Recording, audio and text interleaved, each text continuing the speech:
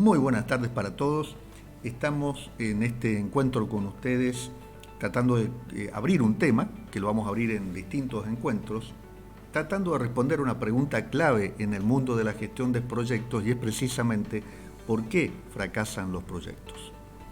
Como vamos a ver, esta es una pregunta que tiene múltiples respuestas, porque un proyecto, como venimos diciendo con ustedes, es algo muy complejo, recuerden la palabrita, esta epistemología convergente que nos obliga a movernos en mundos muy distintos y que muchas veces en esa interacción existen factores que hacen que el proyecto precisamente fracase. En la literatura de la investigación acerca de proyectos se plantea que prácticamente el 80% de los proyectos que se emprenden terminan en fracaso. Entendiendo por fracaso, en el mundo de la gestión de proyectos, que no logramos cumplir con las condiciones que predefinimos en el triángulo restrictivo, es decir, no logramos cumplir con el tiempo, con los plazos que nos habíamos previsto, con los alcances que habíamos nosotros planteado y con todos los aspectos que tienen que ver con los costos del proyecto. Si es un proyecto, nos excedemos en tiempo, nos excedemos en costos, o los alcances no son los que nos habíamos predefinido, entonces decimos que el proyecto fracasa. Muchos autores sostienen que, por ejemplo, casi el 58% de los proyectos no cumplen al final de su entrega al cliente con los alcances que habían sido previstos. O sea, se le dicen proyectos entre comillas de mala calidad porque no cumplen con el alcance. Pero como vamos a ver, son muchos los factores que pueden llegar a hacer que un proyecto fracase. Entonces nosotros en este tiempo vamos a trabajar sobre algunos de los objetivos en entregas distintas. Esta es la parte 1, como ustedes han visto en el título anterior, y vamos en este conjunto de entregas, tratar de ver algunos de los contenidos que ustedes ven en ese listado. O sea, cómo podemos hacer para que los objetivos queden bien definidos y no nos lleven a confusiones que hacen que el proyecto fracase, por qué una mala planificación nos puede llevar al fracaso de un proyecto, una comunicación deficiente en el equipo también suele ser sumamente crítica a la hora de llevarnos hacia el fracaso de un proyecto, etcétera, etcétera, etcétera, etcétera. En síntesis, vamos a ir tratando de abrir cada una de estas ventanas de manera definida con ustedes. Lo que estamos viendo allí, y para arrancar un poquito esta temática acerca de cómo podemos mitigar el efecto de fracaso de los proyectos, lo que estamos viendo allí es lo que se conoce en la literatura proyectual o en la literatura de la sistémica compleja como la matriz de Stacy, que trata de manera gráfica de conjugar y de representar aspectos que tienen que ver con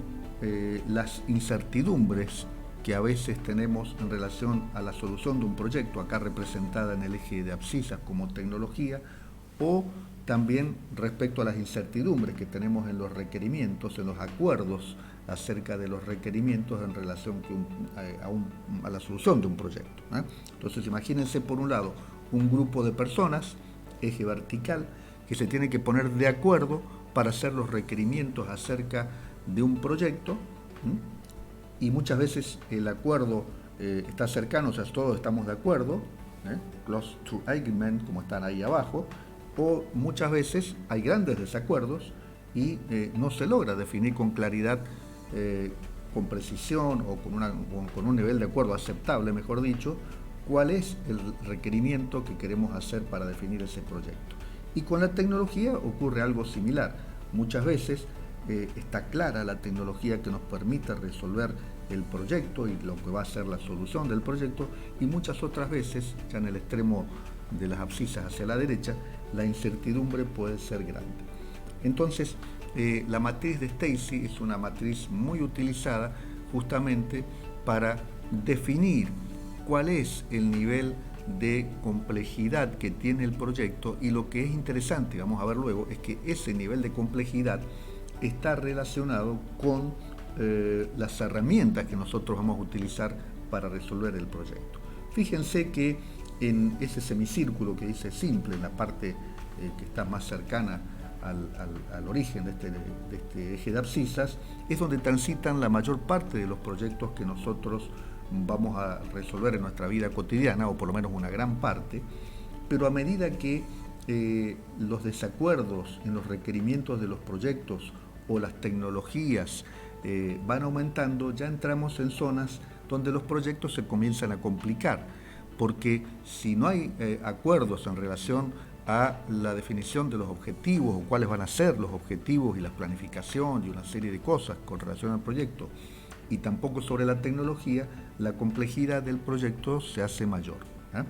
Fíjense que ya en el otro extremo, cuando estos desacuerdos son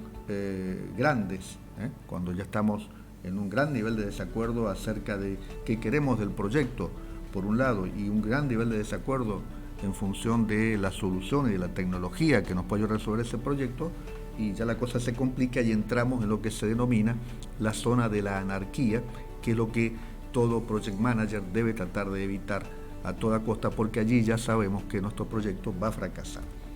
Fíjense en este gráfico, que es muy ilustrativo, como allí ya la matriz de Stacy nos asocia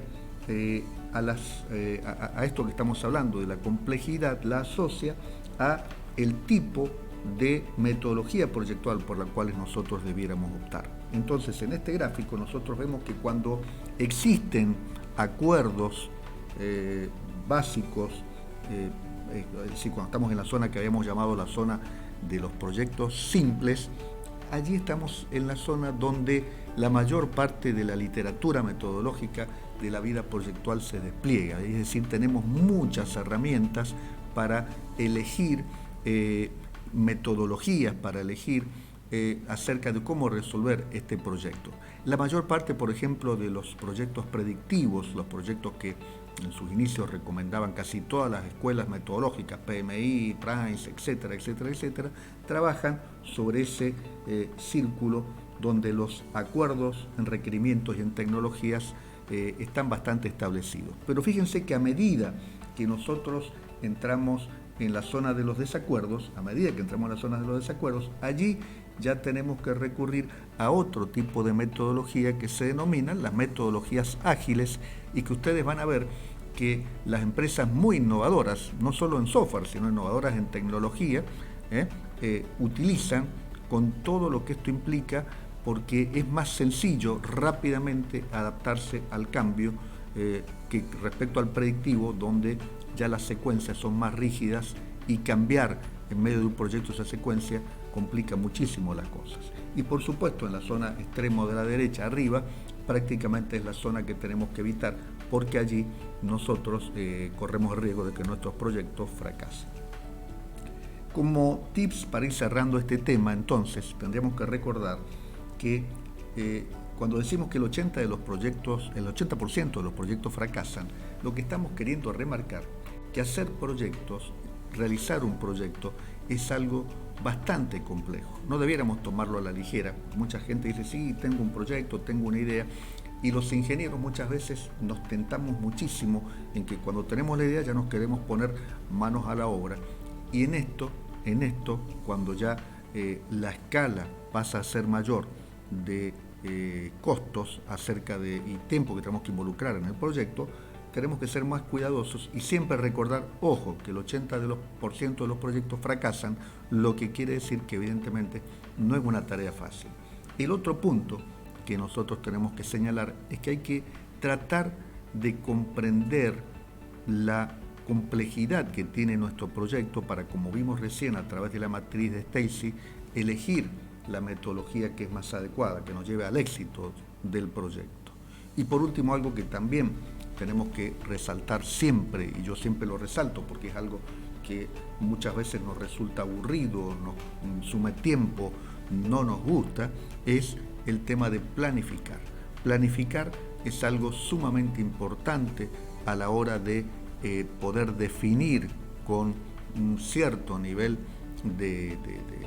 de precisión las chances de éxito que tenemos en un proyecto. Un proyecto que no se planifica o cuya planificación es muy débil o tiene muchos problemas, no les quepa la menor duda que está destinado al fracaso. Entonces, en estos tips es en lo que tenemos que pensar, a meditar, a trabajar, a introyectar a la hora de